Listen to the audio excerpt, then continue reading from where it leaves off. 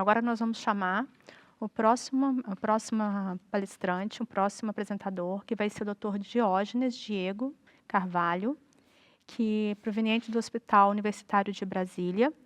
E o título do trabalho que será apresentado será Disfunção olfativa persistente e conectividade estrutural cerebral após Covid-19. Boa tarde, meu nome é Diógenes, sou neuroradiologista da Universidade de Brasília e vou apresentar sobre a disfunção olfativa persistente e conectividade estrutural cerebral após Covid-19. Os autores não têm conflito de interesse. Então, a doença pelo coronavírus, causada pelo SARS-CoV-2, né, afetou mais de 500 milhões de infectados e causou 6 milhões de mortes. Então, a maioria desses pacientes, eles se recuperam totalmente, mas a gente sabe que muitos apresentam efeitos de longo prazo, incluindo o sistema nervoso central. O impacto, né, consequências socioeconômicas e pessoais, e há uma necessidade de uma completa conhecimento das síndromes clínicas em evolução e dos mecanismos fisiopatológicos subjacentes. A disfunção olfativa na COVID, ela é comum no início da pandemia, né? E afetou 30 a 70% dos pacientes com Covid-19. Ela ocorre de forma precoce no curso da infecção, só que não tem uma associação direta com a gravidade ou carga viral. Na maioria dos casos, aparece em 3 a 4 semanas. Há um subgrupo de sujeitos que apresenta comprometimento persistente, sugerindo que a lesão ela pode ser grave e permanente. O mecanismo ele não é totalmente conhecido, mas existem algumas hipóteses propostas, né? Então, a neuroimagem pode auxiliar na avaliação desses pacientes a partir da visualização e mensuração das estruturas anatômicas olfativas, né? Em estudo recente, foi evidenciada uma redução do volume dos bulbos de 36 participantes que tiveram COVID em 2 a 8 semanas após o início da doença. O impacto das conexões ele é relativamente conhecido. O uso de teoria de grafos pode auxiliar na avaliação de pacientes com disfunção olfativa, só que ainda há necessidade de exploração mais aprofundada das alterações na rede de substância branca na hiposmia não neurodegenerativa. Então, os objetivos do trabalho eram investigar as alterações do volume dos bulbos olfatórios nos pacientes com disfunção olfativa pós-Covid e avaliar a relação, as alterações de redes cerebrais e a relação entre o volume do bulbo, as medidas de conectividade estrutural e o desempenho em teste olfativo psicofísico. Então, foi um estudo transversal, realizado como parte do estudo de Registro Brasileiro de Neurocovid-19. Os pacientes foram recrutados entre outubro de 2020 e maio de 2021, em Brasília, de uma população de profissionais de saúde e pacientes atendidos no Hospital Universitário de Brasília, antes da implementação das campanhas de vacinação em massa. Então, o grupo COVID, os critérios eram pacientes que tinham infecção confirmada por PCR, uma história de hiposmia subjetiva persistente relacionada à COVID, e a idade de 18 a 60 anos. O grupo controle tinha uma sorologia negativa, além de ausência de histórico de infecção e ausência de disfunção olfativa. Os pacientes foram avaliados quanto a questões clínicas, cognitivas e ressonância. E os pacientes foram avaliados, os pacientes do grupo COVID foram avaliados pelo menos 4 semanas após o diagnóstico. As avaliações clínicas foram realizadas, né, algum formulário foi aplicado com sintomas neurológicos, respiratórios, constitucionais. A gente também aplicou um teste cognitivo, o MoCA, e fizemos o teste olfativo Sniff-Stix. Fizemos o teste de identificação com as 16 canetas de odores. A aquisição de ressonância foi realizada no equipamento 3 Tesla, com bobina de 8 canais. Fizemos sequência T1, tridimensional. Fizemos sequência ponderada na difusão, com 32 orientações. Fizemos um FLAIR 3D. E fizemos o T2 da fossa craniana anterior. Então, a segmentação foi feita dos bulbos olfatórios foi feita de forma manual, com 2 avaliadores independentes, e utilizamos o ITK-SNAP. As medidas foram realizadas de cada bulbo, elas foram tomadas independentemente e depois somadas. E todas as análises subsequentes foram baseadas nos valores médios estabelecidos pelos 2 avaliadores. A concordância inter-observador foi realizada por correlação de Pearson e também pelo coeficiente de similaridade de Dicey. Então, aqui mostra um paciente, a imagem coronal T2, mostrando uma das segmentações em vermelho, a outra em verde e a sobreposição em amarelo. Então, a gente fez o coeficiente de similaridade de Disse, em que 1 seria quando tem 100% de sobreposição. Então, a gente fez isso.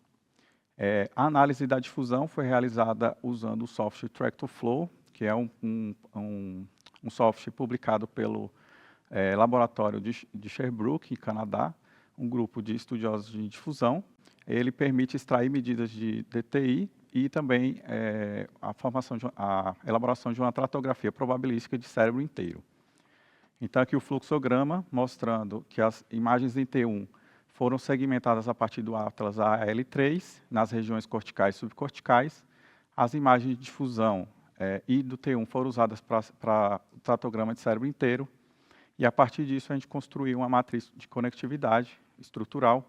E aí, a partir disso, a gente pôde fazer análise de teoria de grafos e também estatística baseada em rede. As imagens de difusão também foram analisadas em análise baseada em voxel. Então, aqui mostra que os nodes das regiões corticais e subcorticais, né? E aqui o tratograma gerando a rede. A gente aplicou um algoritmo chamado Commit2 nesse tratograma para filtrar falsos positivos. Essas matrizes elas eram de 171 por 171. A análise de estatística baseada em rede foi usada o NBS, né, e a partir dele a gente pôde explorar diferenças de conectividade entre os grupos. E também extraímos medidas globais e regionais a partir da seleção de algumas regiões cerebrais relacionadas ao olfato, né, tanto do córtex primário quanto secundário. A análise estatística foi realizada, destaque aqui para o TBSS, que a gente usou para fazer análise baseada em voxel. O NBS a gente usou para fazer as análises de conectividade. E nas correlações parciais, a gente teve o cuidado de ajustar para a idade, sexo e escolaridade e a significância com P menor que 0,05. Então, o estudo foi aprovado pelo Comitê de Ética da Universidade de Brasília e todos assinaram o termo de consentimento. Então, dos resultados, 67 pacientes recrutados, algumas exclusões. A gente ficou com 38 sujeitos do grupo COVID, 24 do grupo controle. O tempo médio entre o diagnóstico e os procedimentos clínicos por imagem foi de 3 meses, mais ou menos, né, 91 dias, e nenhum desses sujeitos necessitou de hospitalização ou de uso de oxigênio. Aqui a tabela 1 mostrando que não houve diferença entre os grupos em relação à idade, sexo, escolaridade e comorbidades, e o grupo COVID apresentava um desempenho no SNF, no teste de identificação, bem menor do que, de forma significativa, em relação ao grupo controle. A segmentação dos bulbos foi realizada em 53 sujeitos. Esses pacientes aparecem na avaliação de concordância interobservador, a gente alcançou um Pearson acima de 0,8 e o coeficiente de similaridade de Disse também em torno de 0,8. Para estruturas muito pequenas, né, o ideal é que tenha um Disse acima de 0,7. Então, na segmentação dos bulbos, a gente houve uma redução significativa dos bulbos olfatórios, né, tanto em relação ao bulbo direito, esquerdo, o bulbo total, e também quando a gente normalizou esse bulbo pelo tamanho do crânio. A gente observou uma correlação no grupo controle, né, e a correlação do volume com os sniff sticks, e no grupo COVID a gente não encontrou a mesma correlação. A análise de fusão não houve alteração na análise baseada em voxel, quando se analisou FA, MDRD e AD, e na análise de conectividade a gente encontrou uma área de aumento de conectividade em regiões parietais sensitivas, com diferença estatisticamente significante. Nas medidas globais, destaca uma redução da eficiência global e local e um aumento da sortatividade, né? Não houve diferença nas outras medidas e houve uma correlação negativa entre o desempenho do SNF e a medida global do clustering. Então, aqui as medidas locais, quando a gente analisa as regiões do olfato, a gente encontrou regiões com aumento do clustering e com redução da eficiência local. Quando a gente corrige por FDR, a gente vê que áreas como o giro orbital lateral esquerdo, o pálido, né, e o giro orbital lateral esquerdo e a amígdala foram alterados. Então, como conclusão, pacientes com hiposmia persistente após infecção por COVID exibiram uma redução significativa no volume dos bulbos em um segmento de 3 meses. Esses indivíduos apresentaram aberrações significativas nas redes, mas sem alterações do TBSS. Há um aumento das áreas sensoriais parietais. Em relação às regiões locais, né, as alterações locais, houve alterações no globo pálido, amígdala e giro orbitofrontal, essa correlação negativa do teste de sniffing com o clustering. E, então, assim, levantamos a hipótese de que a conectividade alterada nas regiões sensoriais parietais e nas regiões relacionadas ao olfato pode resultar de mecanismos de plasticidade compensatória relacionados à restauração da função olfativa. Então, algumas referências. E obrigado. Gostaria de agradecer ao Dr. Diego, pela apresentação, um excelente trabalho, um tema muito atual, assim, até hoje a gente tem bastante demanda de análise de bulbo olfatório pós-Covid. E o Dr. Gustavo vai começar com algumas perguntas, depois eu gostaria de fazer algumas também. Oi, Diógenes. Parabéns, viu, Diógenes? Belo trabalho. Realmente é um tema atual, né?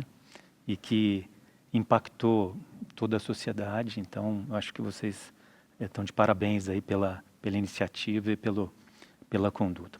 Eu queria, Diógenes, entender um pouquinho essa volumetria do bulbo que vocês fizeram, né? Porque é sempre um tema difícil e que na prática, logicamente, a gente não direciona isso na prática clínica, mas eu queria entender exatamente como vocês fizeram. Coronal T2, alta resolução, como é que vocês conduziram isso? A gente optou em fazer o 2D bidimensional, porque a gente tinha uma melhor definição das margens do bulbo em relação à base do crânio. Então, a gente acabou usando uma referência de um estudo de Parkinson, que também fez estudo de bulbo.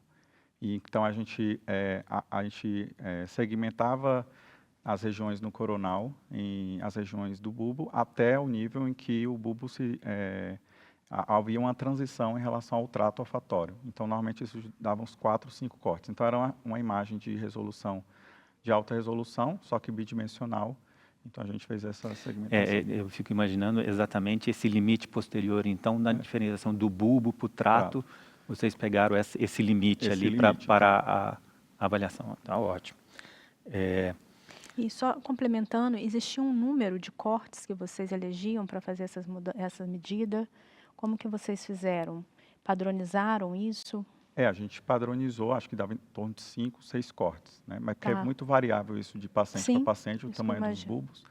Então, a gente tentava sempre identificar essa transição do bulbo, porque ele vem em forma cilíndrica e ele fica muito afilado. Então, nessa transição, a gente interrompia a segmentação. Tá, uns 5 cortes, então. Certo. E vocês separaram, então, que existiu uma redução volumétrica que vocês inferiram a que exatamente, Diógenes? Assim, não se sabe bem ainda, assim, todo o mecanismo do SARS-CoV-2 em relação às alterações do bulbo. Já sabe que ele não afeta o neurônio realmente, mas se acredita que ele envolva células de sustentação do bulbo olfatório, né? Então, esse envolvimento provavelmente deve ter esse processo inflamatório, causa um comprometimento dessas células e provavelmente causa atrofia e redução dos bulbos, né? Certo. E eu queria que você me falasse um pouquinho, né? A gente, normalmente, somos neuroradiologistas estruturais, né? E as funções mais complexas, elas sempre são muito desafiadoras, né? Eu queria entender um pouquinho como é que vocês interpretaram essa plasticidade em relação à redução do olfato. Pois é, já existem vários trabalhos que trabalham outras funções sensitivas, em que se usa essa análise de conectividade, e aí mostrou-se que o cérebro, de alguma forma, ele tem uma neuroplasticidade, ele consegue se ajustar. Então, com as perdas sensitivas, há um mecanismo no encéfalo de tentar compensar essa perda, né? De compensar para que ele tente recuperar aquela função. Então, muitas vezes é um mecanismo que a gente consegue ver muito bem no estudo funcional também, mas é possível também analisar de forma estrutural. Então, a ideia do trabalho era tentar ver isso a partir da tratografia. Certo. Eu gostaria só de complementar, fazer uma curiosidade, assim, se vocês extrapolaram um pouco isso para, tipo, tamanho mesmo, o menor eixo do bulbo olfatório, e se chegaram a analisar o flare volumétrico que eu vi que vocês fizeram para ver a alteração de sinal, se foi feita alguma análise paralela sobre essas duas, porque são duas avaliações que a gente consegue fazer, né, no dia a dia. Então, queria saber se você teve alguma impressão sobre esses dois, essas duas questões. A gente usou o FLE também para excluir pacientes que tinham lesões estruturais outras, né? Mas os primeiros casos publicados de COVID, eles traziam até sinal alterado no FLE. Isso. Só que existem muitas críticas a isso, porque a questão da base do crânio, as alterações de paciente para paciente, então a gente acabou não usando, Sim. acaba sendo muito subjetiva a questão do sinal do bulbo. Então foi algo que a gente pensou, mas a gente não fez. A gente usou o FLE mais para excluir alterações estruturais. E o calibre, vocês chegaram a medir para ver se tem mais ou menos a mesma, uma reprodutibilidade com o que é descrito na literatura? Não, a gente se deteve à análise do volume. Tá. Mesmo, do volume. A gente já tentou excluir a questão do tamanho do crânio, né? A gente teve essa preocupação, eu até não citei, mas a gente fez isso a partir do FreeSurfer. A gente segmentou o crânio e com isso tentamos normalizar, não teve diferença em relação à análise sem esse tipo de controle, né? Excelente. Excelente, Diógenes. Então, acho que a gente pode finalizar a apresentação do Diógenes. Mais alguma pergunta, Gustavo? Ótimo, parabéns, Diógenes. Excelente, presidente. Muito obrigada.